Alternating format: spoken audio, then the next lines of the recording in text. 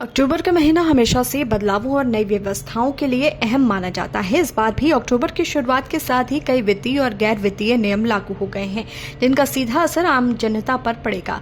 Mobile से लेकर bank, railway से लेकर डाक विभाग और यहाँ तक कि गेमिंग सेक्टर तक हर जगह नई नीतियों का प्रभाव दिखाई देगा। इन बदलावों को आम आदमी की सुरक्षा, पारदर्शिता और सुविधाओं को ध्यान में रखकर लागू किया गया है, लेकिन इनमें से कई नियम जेब पर बोझ भी डालने वाले हैं। सबसे बड़ा बदलाव यूनिफाइड पेमेंट इंटरफेस यानी यूपीआई में हुआ है। अब आप फोन पे, गूगल पे या पेटीएम जैसे प्लेटफॉर्म पर किसी से पैसे मांगने के लिए कलेक्ट रिक्वेस्ट या पुल ट्रांजैक्शन सुविधा का इस्तेमाल नहीं कर पाएंगे।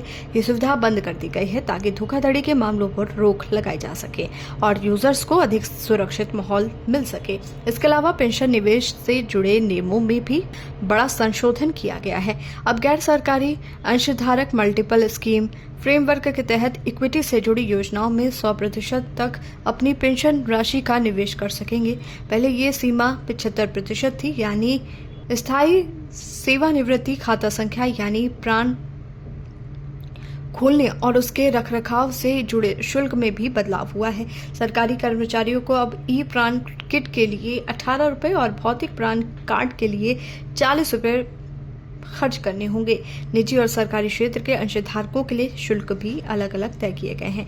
रेलवे टिकट बुकिंग प्रक्रिया में भी अहम नियम लागू किए गए हैं। अब ऑनलाइन रिजर्वेशन विंडो खुलने के बाद शुरुआती 15 मिनट तक सिर्फ आधार सत्यापित यूजर्स ही आरक्षित टिकट बुक करा पाएंगे। इसका उद्देश्य बुकिंग प्रणाली को पारदर्शी बनाना और टिकटों के दुरुपयोग पर अंकुश लगाना है। गेमिंग की दुनिया में भी अक्टूबर से नए नियम लागू हो गए हैं। पारदर्शिता और जिम्मेदारी बढ़ाने के मकसद से अब ऑनलाइन गेमिंग के लिए आयु सीमा और लाइसेंसिंग संबंधी प्रावधानों को और सख्त कर दिया गया है। इससे नाबालिगों को असुरक्षित माहौल से बचाने और खेलों को नियंत्रित ढांचे में लाने की कोशिश की जा रही है। बैंकिंग क्षेत्र में पंजाब नेशनल बैंक ने अपने ग्राहकों पर अतिरिक्त बोझ डाल दिया है। अब बैंक में लॉकर रखने की लागत बढ़ जाएगी, क्योंकि 1 अक्टूबर से पीएनबी ने लॉकर और कुछ अन्य सेवाओं में शुल्क बढ़ोतरी कर दी है। इतना ही नहीं, नामांकन शुल्क भी बढ़ा दिया गया है। डाक सेवाओं में भी उपभोक्ताओं को ज्यादा खर्च करना होगा।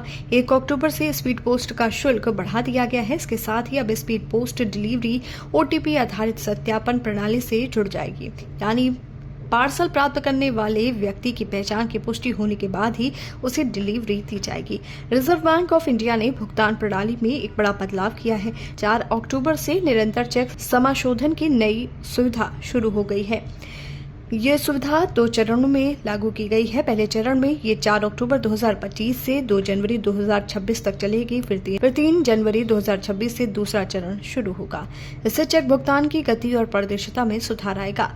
इस महीने लोगों को बैंकों की छुट्टियों से भी सावधान रहना होगा। अक्टूबर में दशहरा, दिवाली, छठ पूजा जैसे बड़े त्योहारों के चलते पूरे महीने में कुल 21 दिन बैंक में कामकाज बंद रहेगा।